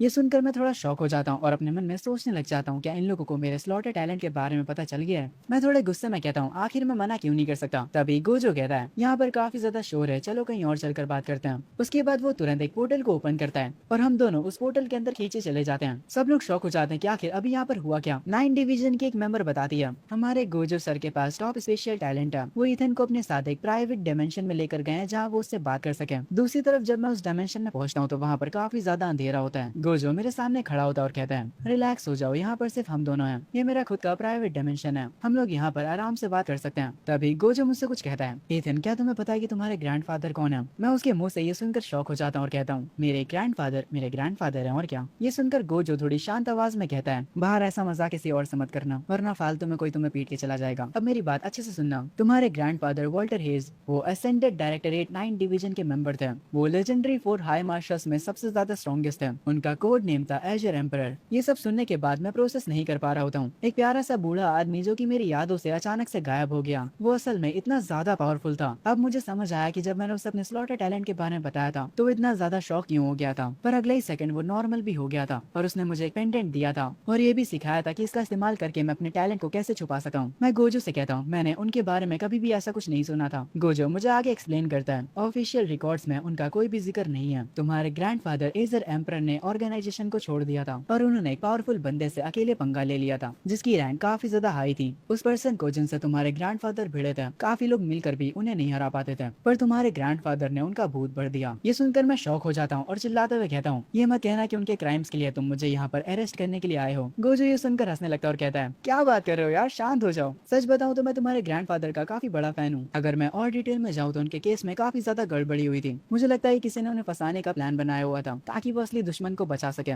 मेरे पास 2 रीजन है जिसकी वजह से मैं तुम्हें कह रहा हूँ 9 डिवीजन को ज्वाइन करने के लिए। पहला, आर्थर 9 डिवीजन का करंट चीफ, वो तुम्हारे ग्रैंडफादर का काफी बढ़िया दोस्त है। हमारे साथ और तुम्हारा फ्यूचर काफी ज्यादा ब्राइट होगा, किसी की भी औकात नहीं होगी कि वो तुमसे भिड़ सके। दूसरा रीजन, तुम्हारे दोनों पेरेंट्स टॉप रिसर्चर्स थे। जिस कार क्रैश में वो मरे थे वो असल में कोई एक्सीडेंट नहीं था। जिस चीज पर वो लोग रिसर्च कर रहे थे वो चीज किसी को चाहिए थी तो वो मरे नहीं थे, उन्हें मारा गया था। 9 डिवीजन को ज्वाइन करने के बाद तुम सेफ रहोगे और हम तुम्हारी पूरी मदद करेंगे तुम्हारे पेरेंट्स की मौत का बदला लेने में। गोजो एक बीकन बनाकर मुझे देता है और मुझसे कहता है, तुम्हारे पास 3 दिन है डिसाइड करने के लिए। ये बीकन मैं तुम्हें इसलिए दे रहा हूँ कि जब तुम डिसाइड कर लो या फिर तुम किसी मुसीबत में हो तुम बस इस बीकन को क्रश कर देना, मैं तुरंत वहाँ पर टेलीपोर्ट हो जाऊंगा और तुम्हें बचा लूंगा। ये सुनकर मैं गोजो से कहता हूँ, क्या तुम स्ट्रॉन्ग हो? गोजो अपने क्लासेस को पकड़ते हुए कहता है, अगर अभी के रैंकिंग सिस्टम को देखा जाए तो मैं 11 पर हूँ और ये जो चश्मे मैंने पहने हुए हैं ये मेरी पावर को कम करते हैं। ये सुनकर मैं शॉक हो जाता हूँ क्योंकि हमारे शहर का सबसे स्ट्रॉन्गेस्ट ऑफिसर सिर्फ और सिर्फ लेवल 6 का है। मैं उससे पूछता हूँ, क्या होगा अगर तुम अपने ग्लासेस हटा दो? गोजो कहता है, बिना ग्लासेस के मैं सबसे स्ट्रॉन्गेस्ट हूँ।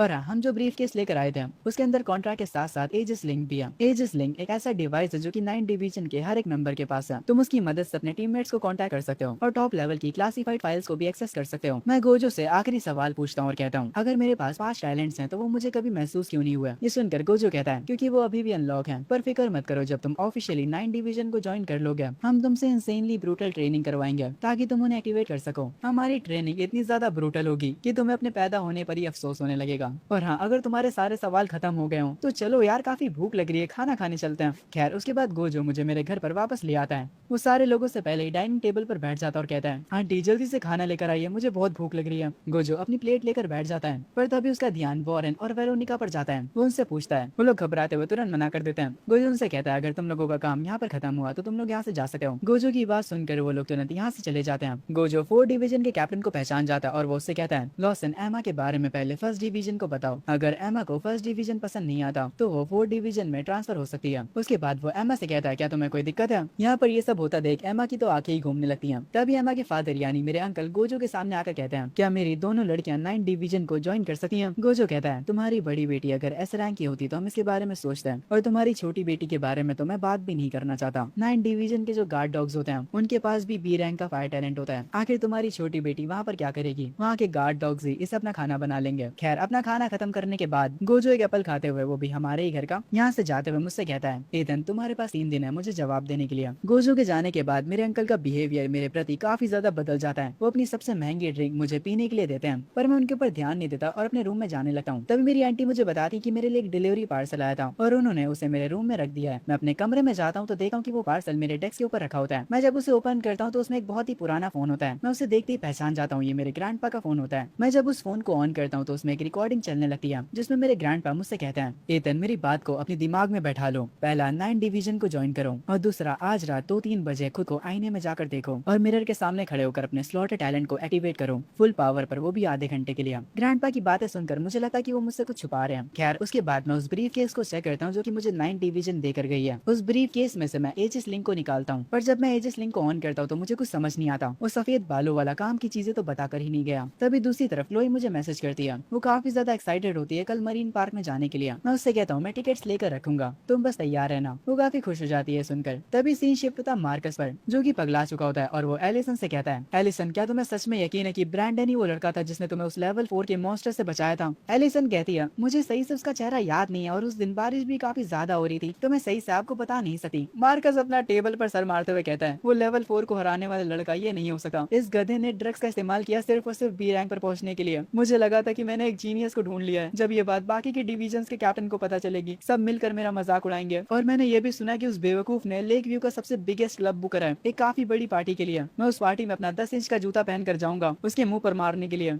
तभी एलिसन कहती है, उस बेवकूफ के बारे में भूल जाइए कैप्टन, अभी अभी 7 डिवीजन के लिए एक ऑर्डर आया है। हमें करे की लड़की को सीक्रेटली प्रोटेक्ट करना है। इन्हें जिस लड़की को प्रोटेक्ट करने का ऑर्डर आया हुआ होता है वो और कोई नहीं बल्कि हमारी सफेद बालों वाली क्लोई होती है। एलिसन हमें बताती है कि वो एक बहुत ही पावरफुल मैन की इकलौती बेटी है। वो आगे बताती है नाइटफॉल लीजन टेरिफाइंग लेवल 8 के फाइटर्स भेज रहे हैं उसे किडनैप करने के लिए। लेवल 8 सुनकर मार्कस भी काफी हैरान हो जाता है। एलिसन बताती है कि इस मिशन के लिए पर्सनली हमारे टीम लीडर आएंगे और कल हम सब मिलकर उसे गार्ड करेंगे। दूसरी तरफ आधी रात में मैं मिरर के सामने खड़ा हो जाता हूँ जैसा मेरे ग्रैंडपा ने मुझसे कहा था और ब्लडी मैरी को बुलाने लगता हूँ। मजाक कर रहा था। मैं अपने स्लॉटेड टैलेंट को एक्टिवेट करता हूँ और वहाँ पर खड़ा रहता हूँ। मुझे मिरर को देखते देखते आधा घंटा बीत जाता है पर कुछ भी नहीं होता। मैं जब यहाँ से जाने लगता हूँ तभी कुछ होता है। मैं जैसे ही पलट कर देखता हूँ मुझे मिरर के अंदर मेरी रिफ्लेक्शन दिखाई देती है पर थोड़ी अलग। मैं काफी ज्यादा शॉक हो जाता हूँ। वो मिरर का ग्लास मेरे सामने टूट जाता है और उस मिरर के अंदर मुझे काफी खतरनाक थ्रोन दिखाई देता है। मेरा रिफ्लेक्शन उस थ्रोन पर जाकर बैठ जाता है। उसकी प्रेजेंस को देखकर मेरे पसीने छूट जाते हैं। मैं घबराते हुए उससे पूछता हूँ, आखिर तुम हो कौन? वो मिरर वाली रिफ्लेक्शन कहती है, बहुत पुराने समय से लोग मुझे अलग अलग नामों से बुलाते आ रहे हैं, जैसे जज जीरो या लीडर ऑफ 7 सॉवरेंस या फिर तुम मुझे गॉड स्लेयर भी कह सकते हो। और हाँ, मेरा एक और नाम भी है, मेरा नाम है ईथन हेज। ये सब अपनी आंखों के सामने होता देख मेरा दिमाग काम करना बंद हो जाता है। मिरर में जो पर्सन है वो मैं ही हूँ। मिरर वाला ईथन कहता है, मैं ही तुम हूँ और तुम ही मैं हूँ, इसीलिए फालतू क्वेश्चंस पर टाइम वेस्ट मत करो। तुम्हारी अभी की कमजोर ताकत के हिसाब से तुम्हारी ब्लड एनर्जी मुझे सिर्फ 3 मिनट के लिए ही मेंटेन रख सकती है। और अगर मैं सच बताऊं तो मैं तुमसे काफी ज्यादा गुस्सा हूँ। एक गॉड स्लेयर जिसके पास लॉट टैलेंट है, तुम अपने टैलेंट को छुपा कर रखते हो और उसे कमजोर समझते हो। तुम दूसरों की ताकत छीन सकते हो उन्हें मारकर। तुम जितने ज्यादा स्ट्रॉन्ग लोगों को मारोगे तुम्हारी पावर उतनी ज्यादा बढ़ेगी। तुम्हारे पास अभी जितने भी टैलेंट्स हैं लाइट टैलेंट को छोड़कर, वो सब तुम्हें किसी को मार कर मिले। ये स्लॉटेड टैलेंट असल में एक चीट कोड है जो कि सिर्फ और सिर्फ वॉर और डिस्ट्रक्शन के लिए बना है। उसकी बातें सुनकर मैं सुन रह जाता हूँ। वो मिरर वाला ईथन कहता है, तुम्हारे पास एक और एबिलिटी है, जब तुम किसी मुसीबत में हो तो तुम मुझे समन कर सकते हो। मैं तुम्हारी बॉडी को 3 मिनट के लिए टेक ओवर कर सकता हूँ, पर तुम्हारी अभी की स्ट्रेंथ के हिसाब से मैं तुम्हारी पावर को पीक लेवल 5 पर ही पहुंचा सकता हूँ। मुझे समन करने के लिए तुम्हें स्लॉटर रूइन को एक्टिवेट करना होगा और अपने माइंड में गाया बोलना होगा। उसके बाद मैं तुम्हारी बॉडी में आ जाऊंगा। जैसे मिरर वाला ईथन ये सब बोलता है वो अचानक से गायब हो जाता है और मेरा मिरर वापस पहले जैसा हो जाता है। मैं काफी ज्यादा हैरान हो जाता हूँ। मेरे पास अभी भी उसके लिए काफी सारे सवाल बचे हुए थे, पर रात काफी हो चुकी थी, इसलिए मैं सोचता हूँ कि मैं कल रात उसे दोबारा समन करके उससे दोबारा से सवाल पूछूंगा। मैं मुंह धुलकर वॉशरूम से चला जाता हूँ और जाकर सो जाता हूँ। अगली सुबह हम देखते हैं ईथन के अंकल लाइन में लगकर ईथन के लिए ईथन का फेवरेट ब्रेकफास्ट लेकर आते हैं, पर वो मेडिसिन के लिए मिल्क टी लाना भूल जाते हैं। ये सुनकर मेडिसिन काफी ज्यादा गुस्सा हो जाती है और वो अपने डैड पर चिल्लाने लगती है। उसके डैड भी गुस्सा हो जाते हैं और कहते हैं, तुम मुझसे ऐसे कैसे बात कर सकती हो? पर मेडिसिन चिल्लाना बंद नहीं करती और अपने डैड के बारे में भी बुरा बोलने लगती है। उसके डैड से और बर्दाश्त नहीं होता और वो एक थप्पड़ जड़ देते हैं। तभी मैं वहाँ पर आता हूँ और अपने अंकल का हाथ पकड़ कर कहता हूँ, अंकल क्या आपका हाथ ठीक है? आपने काफी जोर से मारा उसे, आपके हाथ पर कहीं लगी तो नहीं? उसके बाद मैं मेडिसिन से कहता हूँ, मेडिसिन अब तुम बड़ी हो चुकी हो तो ऐसा बिहेव करना बंद कर दो। मैं मेडिसिन को थोड़ी बातें सुनाता हूँ। वो अपने डैड की तरफ देखती है पर उसके डैड कुछ भी नहीं बोलते हैं। ये सब देखकर वो रोते हुए यहाँ से चली जाती है। उसके बाद मैं एमा के पास आकर बैठ जाता हूँ। एमा मुझसे पूछती है, आज छुट्टी है तो तुम कहाँ जा रहे हो? मैं उसे बताता हूँ कि मेरी एक दोस्त के साथ मेरा कहीं जाने का प्लान है। मैं इस टाइम पर क्लोई के मैसेज ही देख रहा होता हूँ। वो मुझे बताती कि वो अपने घर से निकल चुकी है। दूसरी तरफ सीन शिफ्ट होता मार्कस के ऊपर। वो सबको बताता है कि हमारी टारगेट अपने घर से निकल चुकी है और सबको ऑर्डर देते हुए कहता है कि वो लोग छुप कर रहे और उसे सेफ रखे।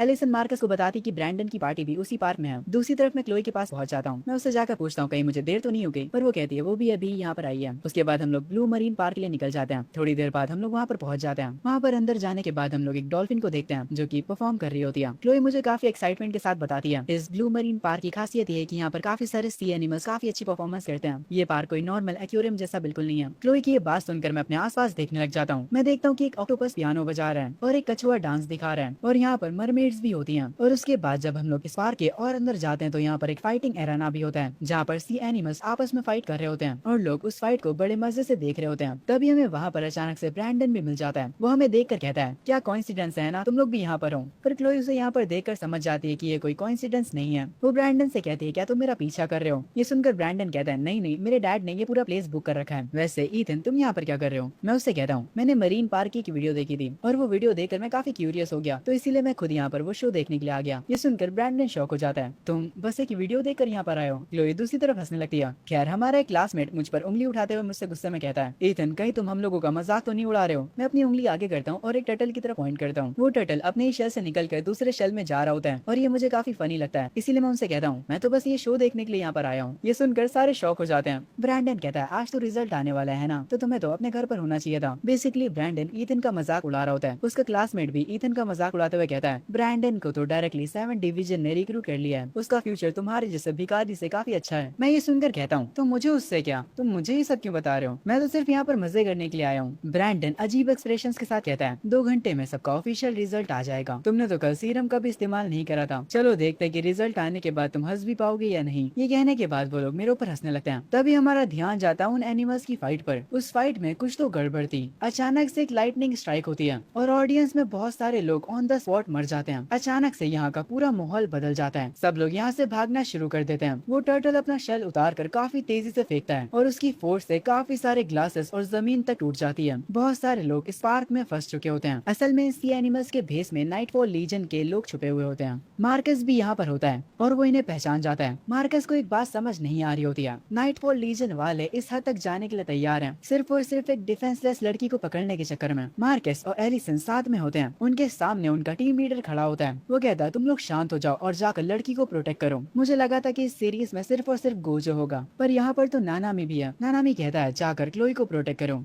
और इनके बीच में जो लेवल 8 का फाइटर छुपा हुआ है, मैं उसे ढूंढता हूँ। सब लोग अपने लीडर की बात मानकर तुरंत क्लोई को ढूंढने के लिए निकल पड़ते हैं। मैं यहाँ की सिचुएशन देख रहा होता हूँ। उस बीकन को हाथ में पकड़कर मैं अपने मन में सोच रहा होता हूँ, अगर सिचुएशन और खराब हो जाती है तो मुझे गोजो को समन करना पड़ेगा। ब्रैंडन अपने गार्ड्स के साथ होता है। वो क्लोई से कहता है, क्लोई तुम डरो मत, तुम यहाँ पर आ जाओ मेरे पास। ये सारे गार्ड्स काफी ताकतवर हैं। इन गार्ड्स का कैप्टन लेवल 3 का फाइटर है। पर जो क्लोई होती है वो मेरा हाथ पकड़कर मेरे पीछे आ जाती है। ये देखकर ब्रैंडन कहता है, आखिर तुम ये क्या कर रही हो, तुम ईथन के पीछे क्यों छुप गई हो, तुम्हें क्या लगता है कि ईथन तुम्हें बचा लेगा। पर क्लोई उसकी बातों पर ध्यान नहीं देती। ये देखकर ब्रैंडन को गुस्सा आता है। वो अपने गार्ड से कहता है, तुम लोग क्लोई को भी प्रोटेक्ट करने पर फोकस करना और ईथन पर ध्यान मत देना। तभी एक सी और अपने स्पीयर से हम पर अटैक करता है। वो स्पीयर काफी तेजी से क्लोई के पास आता है, पर मैं उसे वक्त पर पीछे कर लेता हूँ। उतनी ही देर में मार्कस और उसकी टीम वहाँ पर पहुंच जाती है। वो लोग क्लोई को कॉर्नर कर लेते हैं और उससे प्रोटेक्ट करने लग जाते हैं। ये सब देखकर मैं काफी हैरान होता हूँ और अपने मन में कहता हूँ, 7 डिवीजन खुद ब खुद क्लोई को प्रोटेक्ट कर रही है। आखिर क्लोई असली में है कौन। मैंने ये तो सुना था कि क्लोई की मदर टॉप लोगों में आती है, पर उन्होंने 7 डिवीजन को हायर किया उनकी बेटी को प्रोटेक्ट करने के लिए। ये तो काफी ज्यादा अननॉर्मल चीज है। ऐसा लगता है कि रूमर सही था, क्लोई के फादर सच में कोई बिग शॉट है। ब्रैंडन यहाँ पर 7 डिवीजन को देखकर खुश हो जाता है। उसे लग रहा होता है कि 7 डिवीजन उसे प्रोटेक्ट करने के लिए आई है, पर एलिसन उसे साफ बता देती कि वो लोग उसके लिए यहाँ पर नहीं आए हैं। बेचारे ब्रैंडन का दिल टूट जाता है। ब्रैंडन मार्कस से कहता है, क्या मैं भी आपके इस मिशन पर आपका साथ दे सकता हूँ। मेरे साथ मेरे गार्ड्स भी हैं। मेरा सिक्योरिटी कैप्टन लेवल 3 का है। मार्कस गुस्से में कहता है, एलिसन इस बंदे को यहाँ से भगा दो। अच्छा छोड़ो, इन लोगों पर ध्यान मत दो, मिस क्लोई को यहाँ से सेफली लेकर जाओ। ब्रैंडन ये सुनकर काफी हैरान हो जाता है कि ये लोग यहाँ पर क्लोई को प्रोटेक्ट करने के लिए आए हैं। खैर, एलिसन क्लोई को लेकर यहाँ से निकलने की कोशिश करती है, पर काफी सारे सी मॉन्स्टर्स इनके रास्ते में आकर खड़े हो जाते हैं। इनके पास कोई और रास्ता नहीं बचता फाइट करने के अलावा। एलिसन अपने एजिस लिंक को एक्टिवेट करती है और उससे एक बैरियर बना देती है। ब्रैंडन अपने सारे क्लासमेट्स को एजिस लिंक के बारे में बताता है। उसके क्लासमेट्स काफी ज्यादा खुश होते हैं और काफी ज्यादा जेलस भी होते हैं कि लाइक ब्रैंडन को भी 1 साल बाद एजिस लिंक मिल जाएगा। मैं भी एजिस लिंक की इस पावर को देखकर थोड़ा शौक होता हूँ। तभी एक टर्टल अपने शेल को उस बैरियर पर फेंक के मारता है और वो इतना तेज लगता है कि बैरियर में कुछ क्रैक्स आ जाते हैं। उसके बाद एक सी मॉन्स्टर उस बैरियर को फ्रीज करने लगता है, जिससे आखिरकार वो बैरियर टूट जाता है। मैं इस माहौल में भी काफी ज्यादा शांत होता हूँ। एक टर्टल दोबारा से एक शेल हमारी तरफ फेंकता है काफी जोर से, पर इससे पहले कि वो शेल हमारे पास आकर हमें लगे, बीच में ही नानामी उसे अपने पैर से रोक लेता है और उस टर्टल को एक लात मारकर उसे दूर फेंक देता है। वो टर्टल वहीं पर खत्म हो जाता है। नानामी हमारे सामने खड़ा होता है। वो सबको ऑर्डर्स देना शुरू करता है। ब्रैंडन टीम लीडर को देखकर काफी ज्यादा पगला जाता है। ब्रैंडन का दोस्त पूछता है कि टीम लीडर क्या होता है। ब्रैंडन पागलों जैसी हरकतें करते हुए उसे बताता है, टीम लीडर बनने के लिए तुम्हें कम से कम लेवल 8 का होना चाहिए। ये सुनकर ब्रैंडन का दोस्त पगला जाता है, पर मैं काफी ज्यादा क्यूरियस हो जाता हूँ। उन लोगों ने लेवल 8 के टीम लीडर को भेजा है क्लोई को प्रोटेक्ट करने के लिए। आखिर क्लोई के फादर है कौन। तभी जो नानामी होता है, जिसके बाल अब बदल चुके हैं, वो उस बंदे को ढूंढ लेता है जो कि इन मॉन्स्टर्स को कंट्रोल कर रहा है। वो उससे कहता है, तुम्हारा कब तक छुपने का प्लान है, सामने आकर लड़ो। अभी के लिए हम इस एनिमी को डाइवर कहेंगे। नानामी ने काफी आसानी से डाइवर को ढूंढ लिया, इसीलिए डाइवर उसकी एबिलिटीज की थोड़ी तारीफ करता है। नानामी डाइवर से लड़ने के लिए तुरंत तैयार हो जाता है। डाइवर अपने आसपास की की सारी फिशेस को फ्रीज करके उनसे नानामी पर वार करता है जब तक नानामी डाइवर से फाइट कर रहा है। एलिसन कहती है कि हमें यहाँ से निकल जाना चाहिए। वो सबको लेकर एग्जिट की तरफ जाने लगती है, पर तभी उनका रास्ता डॉल्फिन रोक लेती है। डॉल्फिन डायरेक्ट आकर एलिसन पर अटैक करती है, पर एलिसन उसे अपनी स्वाट से रोक लेती है। डॉल्फिन की खतरनाक पावर देखकर ब्रैंडन की तो फट जाती है। खैर एलिसन का अटैक डॉल्फिन को लग जाता है, इससे डॉल्फिन को और ज्यादा गुस्सा आ जाता है। वो अपने दो सील साथियों को बुलाता है। वो उनसे कहता है कि एलिसन से वो निपटेगा,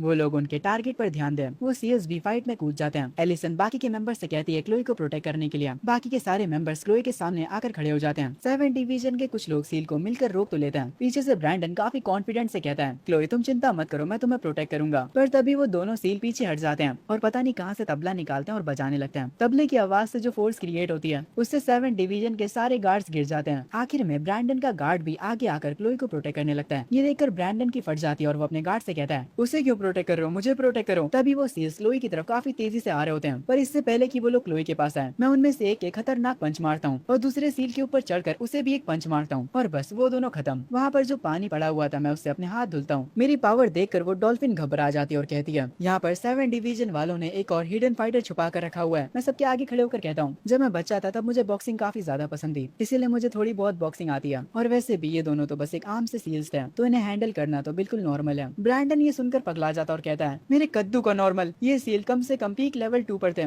वहाँ पर खड़े सारे लोग हैरान हो जाते हैं। क्लोई एक प्यारी सी स्माइल के साथ मुझे शुक्रिया बोलती है। उधर एलिसन डॉल्फिन से लड़ रही होती है, पर डॉल्फिन को समझ आ जाता है कि वो एलिसन से जीत नहीं पाएगी, इसीलिए वो भी यहाँ से भाग जाती है। पर तभी पानी के अंदर से एक हाथ निकलता है और वो क्लोई के पैरों को पकड़ लेता है और वो क्लोई को पानी के अंदर खींचने लगता है। पर वक्त पर नानामी यहाँ पर आकर उस डाइवर पर एक अटैक करता है। उस डाइवर की हालत उस अटैक से खराब हो जाती है। उसके बाद नानामी इजीली उसे पकड़ लेता है। नानामी ब्रैंडन को देखने के बाद मार्कस से कहता है मार्कस क्या तुमने इस फुद्दू को रिक्रूट करा है 7 डिवीजन के लिए? मार्कस कहता है मुझसे थोड़ी गलती हो गई बॉस, पर एटलीस्ट ये लड़का इतना भी खराब नहीं है। ये सुनने के बाद तो बेचारे ब्रैंडन का दिल ही टूट जाता है। नानामी मेरा नाम पूछता है, मैं उसे बताता हूँ मेरा नाम ईथन हेज है। वो मेरे टैलेंट की और मेरी तारीफ करता है। वो कहता है तुम्हारा टैलेंट कम से कम A रैंक का होगा या S रैंक का भी हो सकता है। ये सुनने के बाद मेरे क्लासमेट्स की आंखें फटी की फटी रह जाती हैं और बेचारा ब्रैंडन तो रोने ही लग जाता है। नानामी आगे मुझसे पूछता है तुमने कौन सी ऑर्गेनाइजेशन ज्वाइन करी है? मैं उससे कहता हूँ मैंने अभी तक कोई ऑर्गेनाइजेशन ज्वाइन नहीं करी है। जो सुनकर वो थोड़ा सा शॉक होता है और कहता है क्या कोई भी ऑर्गेनाइजेशन अभी तक तुम्हारे पास नहीं आई है?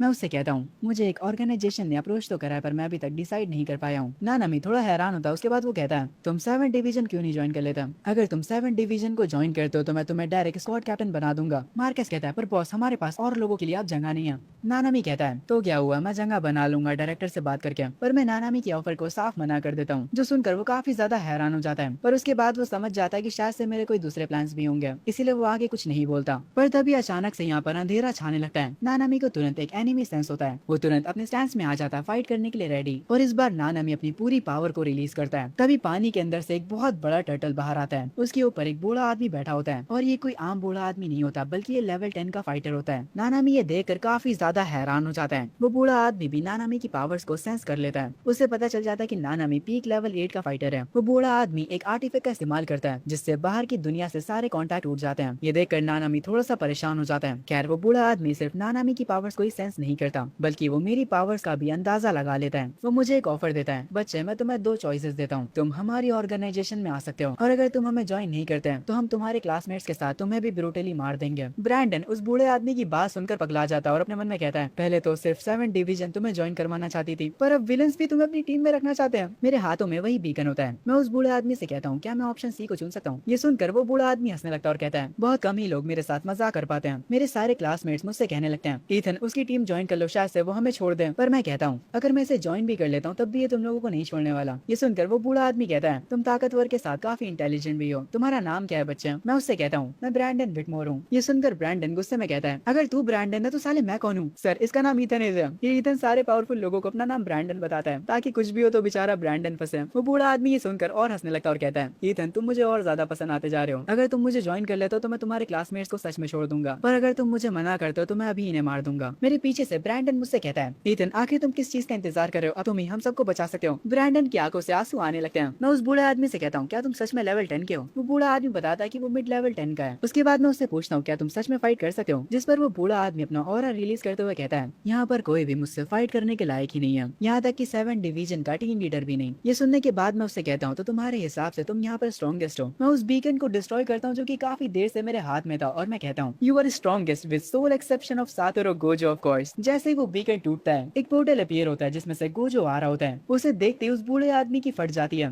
गोजो कहता है तुम्हें इतना एक्साइटेड होने की जरूरत नहीं है ओल्ड मैन। गोजो उस बूढ़े आदमी के सामने आकर खड़ा हो जाता है। सारे स्टूडेंट्स उसे पहचान लेते हैं। ब्रैंडन के तो होश ही उड़ जाते हैं और वो कहता है आखिर ईथन 9 डिवीजन से गोजो को कैसे समन कर सकता है। गोजो मेरे सर पर हाथ रखते हुए कहता है तुम पहले वो बच्चे हो जो कि मुझे अपने बॉडी गार्ड की तरह यूज कर रहे हो। नानामी भी उसे देखकर शॉक हो जाता है। गोजो नानामी के पास जाते हुए कहता है तुमने अपने एनिमी को कुछ ज्यादा ही अंडर एस्टिमेट कर दिया। तुम्हारी वजह से आज यहाँ पर सारे लोग मारे जाते हैं। मैं तुम्हें 1 महीने के लिए सस्पेंड कर रहा हूँ। नानामी गोजो की बात मान लेता है। गोजो बूढ़े आदमी से कहता है देखो तुम्हारे पास 2 ऑप्शन हैं, या तो तुम यहाँ से रोते हुए भाग जाओ या तो मैं तुम्हें कुत्ते की तरह पीटने वाला हूँ। वो बूढ़ा आदमी कहता है चाहे कुछ भी हो जाए मैं यहाँ से नहीं भागने वाला, मैं तुमसे अंत तक लड़ूंगा। ये सुनकर गोजो कहता है ठीक है मैं समझ गया, तुमने दूसरा ऑप्शन चुना है। वो बूढ़ा आदमी अपनी फुल पावर का यूज करता है और यहाँ पर अचानक से काफी ज्यादा ठंड होने लगती है। यहाँ पर सारे लोग जमने लगते हैं पर गोजो को इससे कोई भी फर्क नहीं पड़ता। वो इंस्टेंटली उस बूढ़े आदमी के पास जाता है और उसकी गर्दन पकड़ लेता है और एक पोर्टल के थ्रू होकर उसे एक दीवार से जाकर लड़ा देता है। गोजो की सिर्फ हल्की सी पावर देकर वो बूढ़े आदमी की फट जाती है और वो कहता है तुम लेवल 11 की पीक पर हो। इसमें कोई हैरानी की बात नहीं कि मॉन्स्टर भी तुम्हें मॉन्स्टर कहते हैं। ये कहते हुए वो बूढ़ा आदमी जमीन पर गिरने लगता है। गोजो उससे कहता है तुम्हारा शुक्रिया मेरी तारीफ करने के लिए, पर तुमने एक चीज गलत बोली। सिर्फ मॉन्स्टर्स ही नहीं बल्कि किंग ऑफ कर्सेस भी मुझे अपने लेवल का मानता है। उसके बाद गोजो उसे एक और पंच मारकर खत्म कर देता है। वो जिस आर्टिफैक्ट का इस्तेमाल कर रहा था बाहर की दुनिया से कांटेक्ट खत्म करने के लिए, उसके मरते उसका इफेक्ट भी खत्म हो जाता है और एग्जिट दोबारा से खुल जाता है। गोजो वो आर्टिफैक्ट देखकर कहता है ये आर्टिफैक्ट तो काफी कमाल का है पर तुम्हारे जैसा बेवकूफ आदमी इसका इस्तेमाल कर रहा था। मैं किसी पावरफुल राजकुमारी को ये आर्टिफैक्ट गिफ्ट में दे दूंगा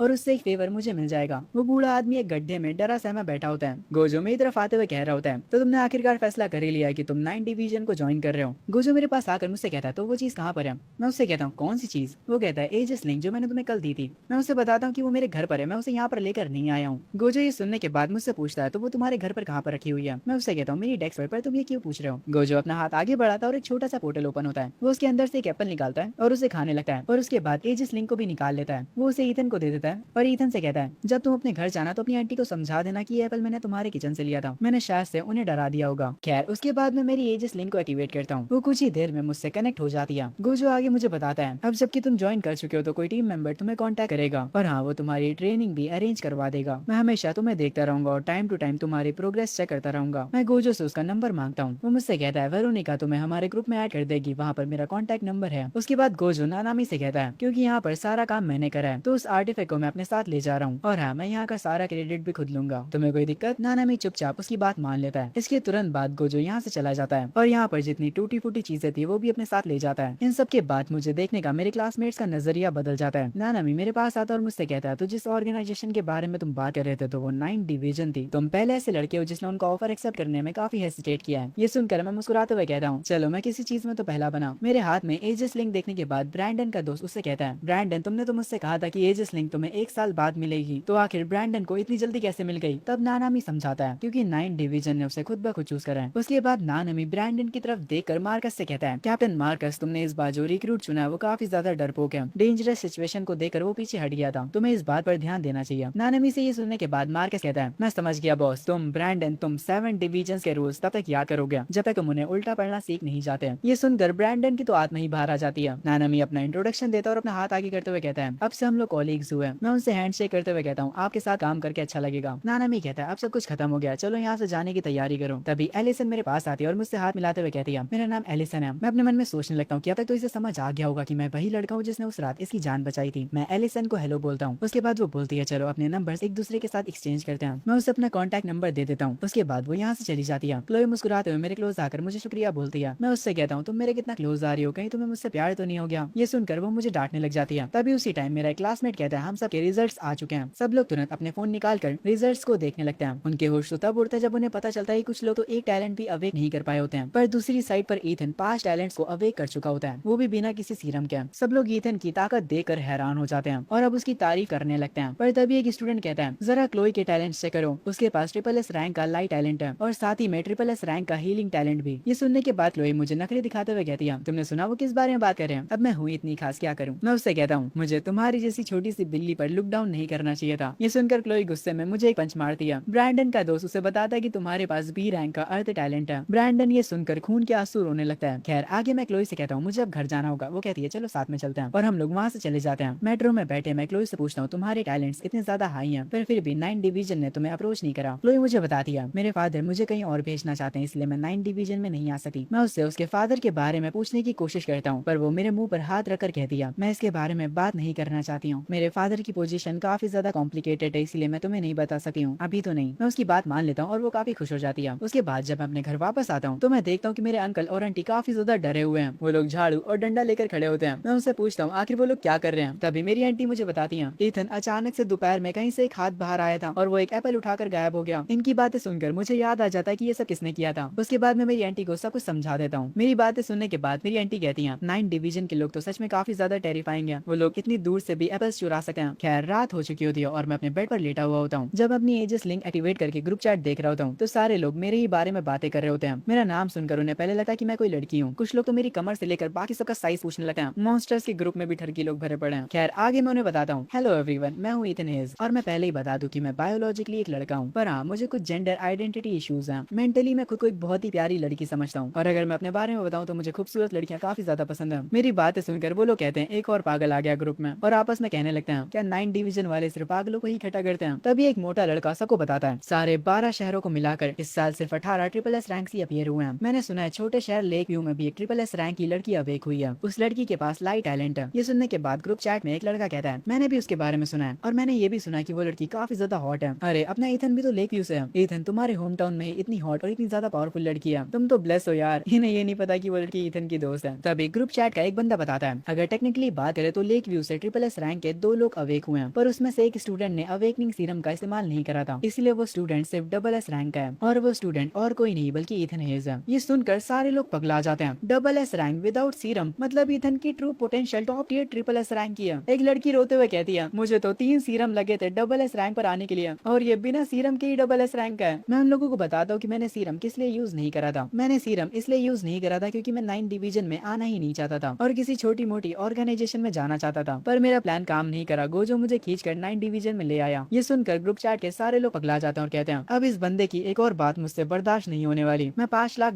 दूंगा इसे जो भी लेक व्यू में जाकर पीट के आएगा। तभी मैनेजर का मैसेज आता है कि सब लोग शांत हो जाओ, तुम लोगों को 1 हफ्ते की छुट्टी मिली है, उसके बाद हेडक्वार्टर्स तुम्हें वापस बुला लेगा। उसके बाद मैनेजर मुझे पर्सनली डीएम करके बता दिया हमारे सारे रूल्स को तुम अच्छे से पढ़ लेना, हमने $1 मिलियन तुम्हारे अकाउंट में भेज दिया तुम्हारे साइनिंग बोनस के तौर पर। खैर उसके बाद मैं एजिस लिंक को चेक करने लग जाता हूँ। ये एक टियर 4 का आर्टिफैक्ट है। मैं इससे दूसरों से कम्युनिकेट कर सकता हूँ और ये एक हाई एनर्जी लेजर स्वाड भी बन जाती है। मैं इससे टेलीपोर्ट भी कर सकता हूँ और बैरियर्स भी बना सकता हूँ। पर हाँ ये डिवाइस काफी ज्यादा ब्लड एनर्जी को यूज करता है, पर क्योंकि मेरे पास स्लॉटर टैलेंट और साथ ही में स्ट्रेंथ टैलेंट है और साथ ही मुझ में ब्लड एनर्जी काफी ज्यादा है, तो ये डिवाइस मेरे लिए ही बना है। इस टियर 4 लेजर स्वाड के साथ तो मैं लेवल 5 के बंदे से भी भिड़ सकता हूँ। तभी रात में मुझे एलिसन का मैसेज आता है। उसने मुझे इतनी रात में मैसेज करा, इसका मतलब कोई तो बात है। वो पहले तो उस रात उसे बचाने के लिए मुझे शुक्रिया कहती है। मैं उससे पूछता हूँ तुमने मुझे कब पहचाना था पहली बार। वो बताती है मैं तुम्हें पहले दिन ही पहचान गई थी, पर मैं चुप रही क्योंकि मुझे लगा कि तुम इस चीज को छुपाना चाहते हो। वैसे आज मैं तुम्हें इसलिए कांटेक्ट कर रही हूँ क्योंकि मुझे तुम्हारी मदद चाहिए। ये सुनकर मेरा रिएक्शन बदल जाता और मैं कहता हूँ हम सिर्फ 2 बार ही मिले और तुम अभी से मुझसे मदद मांगने लगी।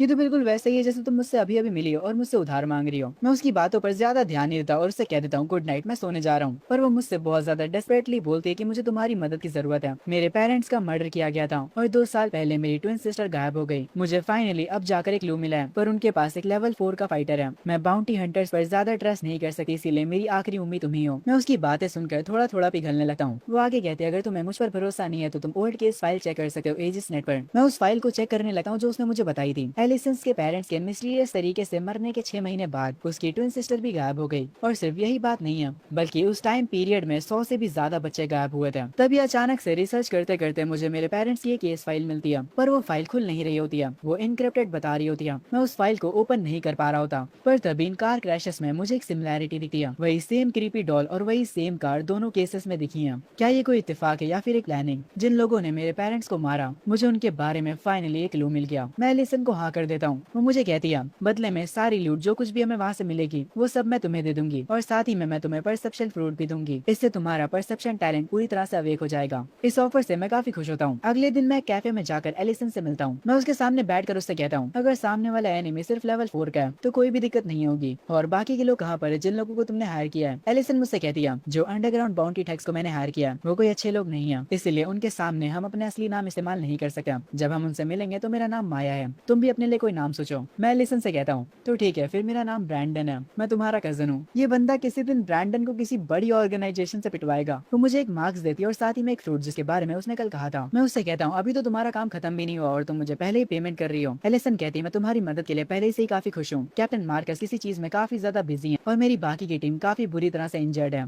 खैर उसके बाद हम दोनों वो मास्क पहन लेते हैं और मैं उस फ्रूट को भी खा लेता हूँ जो एलिसन ने मुझे दिया है। उसे खाते ही मुझे अपने आसपास हो रही हर एक चीजें सुनाई देने लगती हैं और साथ ही में दिखाई भी। मुझे ये टैलेंट काफी पसंद आता है। एलिसन दोबारा से मुझे शुक्रिया कहती है। मैं उससे कहता हूँ चलो तुम्हारी टीम से चलकर मिलते हैं। उसके बाद हम लोग उस लोकेशन पर जाते हैं जहाँ पर एलिसन के द्वारा हायर किए हुए बंदे होते हैं। वो लोग जब मेरे बारे में पूछते हैं तो एलिसन मुझे इंट्रोड्यूस करती है। वो लोग मुझे देखकर कमजोर समझते हैं और मुझ पर हंसने लगते हैं। खैर मेरा परसेप्शन टैलेंट कुछ ही देर में एस रैंक का हो जाता है। अपने परसेप्शन टैलेंट की मदद से मैं उन तीनों को चेक करता हूँ और मुझे पता चलता है कि ये तीनों के तीनों लेवल 4 से कम के हैं। माया मतलब एलिसन आगे प्लान के बारे में बताती है। वो उस विला का पूरा स्ट्रक्चर दिखाती है। वो उन्हें सब कुछ समझाती है गार्ड्स कहाँ पर होंगे और अलार्म कहाँ पर है। पूरे विला में 7 लोग हैं। जो लेवल 4 का फाइटर है वो ऊपर वाले कमरे में होगा। आगे एलिसन सबको उनके रोज समझा देती है और कहती है रेवन और ब्रैंडन तुम लोग फर्स्ट फ्लोर को हैंडल करोगे, विंसेंट और मैं सेकंड फ्लोर को हैंडल करेंगे। हमारा असली टारगेट थर्ड फ्लोर पर है लेवल 4 का साइकिक। जब हम उस पर अटैक करेंगे तो हैंक थर्ड फ्लोर पर पहुंच जाएगा और उसे कुछ देर के लिए पकड़ के रखेगा। हैंक कहता है अगर वो लेवल 4 का साइकिक है तो जब रेवन साइकिक अटैक लॉन्च करेगी तो उसे तो पहले से ही पता चल जाएगा। एलिसन बताती है उसकी चिंता मत करो, हर शाम एक मसाज थेरेपिस्ट आती है उसकी मसाज करने के लिए और एक साइकिक का डिफेंस कमजोर हो जाता है जब वो रिलैक्स होता है। ये सुनकर हैंक खुश हो जाता है। उसके बाद हम लोग प्लान को अंजाम देने के लिए लोकेशन पर पहुंच जाते हैं। कुछ ही देर में उसकी मसाज थेरेपिस्ट आ जाती है। एलिसन हमें ऑर्डर्स देती है 10 मिनट तक रुकने के लिए। जैसे ही 10 मिनट पूरे होते हैं हम लोग अटैक करना शुरू कर देते हैं। रेवन साइकिक अटैक से गार्ड्स को बेहोश कर देती है और एलिसन उन्हें खत्म कर देती है। उसके बाद वो और विंसेंट सेकंड फ्लोर पर चले जाते हैं। हैंक एक ड्रैगन को समन करके थर्ड फ्लोर पर पहुंच जाता है। दूसरी तरफ मैं और रेवन दरवाजे से फर्स्ट फ्लोर पर जाते हैं। रेवन मुझे अपने पीछे रहने के लिए कहती है और वो खुद अकेले ही सारे गार्ड्स को ठिकाने लगा देती है। पर तभी अचानक से एक हाई लेवल का बंदा रेवन पर अटैक करता है। रेवन एक बैरियर बनाकर उसे रोकने की कोशिश करती है पर वो एक ही बार में बैरियर को तोड़ देता है। पर इससे पहले कि वो रेवन पर अटैक करे मैं वहाँ पर आकर उसे एक ही किक में ढेर कर देता हूँ। ये देखकर रेवन शॉक हो जाती है और विंसेंट भी। वो लोग मेरी पावर देखकर समझ जाते हैं कि मैं कोई आम पर्सन नहीं हूँ। विंसेंट तो ये तक कह देता है कि मैं कोई यंग मास्टर हूँ जो कि एक सीक्रेट ऑर्गेनाइजेशन के लिए काम कर रहा हूँ। ये सुनकर रेवन का अफेक्शन मेरे प्रति बढ़ जाता है। तभी हैंक थर्ड फ्लोर पर पहुंचकर उस लेवल 4 के साइकिक को अकेले संभाल रहा होता है। लेवल 4 का साइकिक अपनी पावर्स का यूज करके हैंक को रोक लेता है। जब हम सब थर्ड फ्लोर पर पहुंचते हैं तब वो साइकिक एक इनविजिबल क्लॉक पहन लेता है और हमारी आंखों के सामने से गायब हो जाता है। सब लोग हैरान हो जाते हैं और थोड़े से परेशान भी। मैं तुरंत अपना परसेप्शन का टैलेंट एक्टिवेट करता हूँ और मुझे पता चल जाता है कि वो आदमी है कहाँ पर। वो बिल्कुल हैंक के पीछे खड़ा होता है और उसके हाथ में एक गन होती है। मैं तुरंत हैंक से कहता हूँ वो बिल्कुल तुम्हारे पीछे और उसके पास एक गन है, क्योंकि मैंने पहले ही हैंक को बता दिया होता है। इसलिए जब वो साइकिक गोली चलाता है तो हैंक उससे बच जाता है। वो तुरंत मेरी तरफ देखकर मुझे शुक्रिया बोलता है। उस साइकिक को मेरे परसेप्शन के टैलेंट के बारे में पता चल जाता है, इसीलिए वो पहले मुझे मारने की कोशिश करता है पर हैंक उसके और मेरे बीच एक दीवार खड़ी कर देता है। पर उस दीवार का कोई भी फायदा नहीं होता। वो गोली उस दीवार को तोड़कर सीधा मेरी तरफ आती है पर अपनी हाई स्पीड की वजह से मैं उससे बच जाता हूँ। हैंक मुझसे उस साइकिक की लोकेशन पूछ रहा होता है। मैं हैंक पर गुस्सा करते हुए कहता हूँ तू पागल है क्या, तेरे पास अर्थ टैलेंट है, बस इस पूरे ग्राउंड को सैंड में बदल दो और उस मोटे आदमी के पैरों के निशान हमें दिख जाएंगे। इस बेवकूफ हैंक को अभी तक ये समझ ही नहीं आया होता। हैंक कहता है यार तुम पढ़े लिखे लोग सच में काफी स्मार्ट होते हो। उसके बाद हैंक पूरे ग्राउंड को तुरंत सैंड में बदल देता है और हमें उस आदमी के पैरों के निशान दिखाई देने लगते हैं। हैंक तुरंत रेत के 2 बड़े हाथों से उसे पकड़ लेता है पर वो मोटा आदमी जैसे ही पकड़ा जाता है वो एक फ्रूट खा लेता है, जिसके बाद उसकी पावर्स काफी ज्यादा बढ़ जाती है। उसने अभी अभी लिमिट ब्रेकिंग फ्रूट खाया होता है। ये देखकर सब लोग हैरान हो जाते हैं। हैंक कहता है जल्दी यहाँ से भागो। वो साइकिक पागल हो चुका होता है और वो कहता है मैंने अपनी जिंदगी के 3 साल बेच दिया सिर्फ और सिर्फ 10 मिनट के लिए लेवल 5 का होने के लिए। अब मैं तुम लोगों को यहाँ से जिंदा नहीं जाने दूंगा। वो बंदा हैंक को पकड़ लेता है और उसे एक ही बार में खत्म कर देता है। ये देखकर रेवन और विंसेंट तुरंत वहाँ से भाग जाते हैं और एलिसन भी उनके साथ जाने लगती है। पर वो साइकिक एक फ्रीज नाम का अटैक यूज करता है और वो लोग हवा में ही रुक जाते हैं और जमीन पर गिरकर फ्रीज हो जाते हैं। अब वो साइकिक मेरी तरफ आता और कहता है ये सब तुम्हारी गलती है। अगर तुमने मेरी इनविजिबिलिटी को ब्रोक नहीं करा होता तो मुझे वो डेडली लिमिट ब्रेकिंग फ्रूट ना खाना पड़ता, क्योंकि सिर्फ तुम्हारी वजह से मैंने अपनी जिंदगी के 3 साल बेच दिए। मैं तुम्हें जिंदा रह के उन 3 सालों तक टॉर्चर करूंगा। वो जैसे ही मेरी उंगलियां काटने के लिए चाकू निकालता है मेरे पास कोई और ऑप्शन नहीं बचता अपना स्लॉटर टैलेंट एक्टिवेट करने के अलावा। जैसे ही मैं अपने स्लॉटर टैलेंट को एक्टिवेट करता हूँ मेरा खतरनाक ऑरा उस पूरी जगह पर फैल जाता है, जिसे देखकर साइकिक की फट जाती है। मैं उससे कहता हूँ मामूली इंसान अपने देवता की जजमेंट को फेस करो। मैं सिर्फ एक ही अटैक में उसे खत्म कर देता हूँ और उसकी ब्लड एनर्जी को अब्सॉर्ब कर लेता हूँ। पीछे से एक लड़की जो कि उसकी सेक्रेटरी होती है वो भी वहाँ पर आ जाती है। उसके हाथ में गन होती है और वो मुझ पर फायर करती है। वो बुलेट मेरी चीक्स को छूकर निकलती है पर वो जो जख्म होता है वो इंस्टेंटली हील हो जाता है। ये देखकर उसकी सेक्रेटरी घबरा जाती है। मैं बिना किसी रहम के उसे भी मार देता हूँ और उसके बाद अपने स्लॉटर टैलेंट को डीएक्टिवेट कर देता हूँ। जैसे ही स्लॉटर टैलेंट डीएक्टिवेट होता है मेरा पूरा शरीर दर्द करने लगता है और मैं जमीन पर बैठ जाता हूँ। मेरी स्लॉटर पावर ने मेरी सारी ब्लड एनर्जी ड्रेन कर ली होती है। खैर आगे मैं तुरंत ये सोचने लग जाता हूँ कि जब एलिसन उठकर यहाँ पर आएगी तो मैं उसको ये सब कैसे एक्सप्लेन करूंगा। तभी उस साइकिक के फ्रीज अटैक का इफेक्ट खत्म हो जाता है। रेवन और विंसेंट तो वहाँ से गायब हो जाते हैं। एलिसन सिर्फ एक ही चीज सोच रही होती है और वो कहती है मैं ईथन को यहाँ पर अपने साथ लेकर आई थी, इसलिए भले ही मैं मर क्यों ना जाऊँ मैं उसे यहाँ पर अकेला छोड़कर नहीं जाऊंगी। एलिसन तुरंत थर्ड फ्लोर पर आ जाती है। पर थर्ड फ्लोर की हालत देखकर वो हैरान हो जाती है। मैं उसके सामने पड़ा हुआ होता हूँ। वैसे मैं एक्टिंग कर रहा हूँ पर ये उसको मत बताना। खैर वो तुरंत मेरे पास आती है।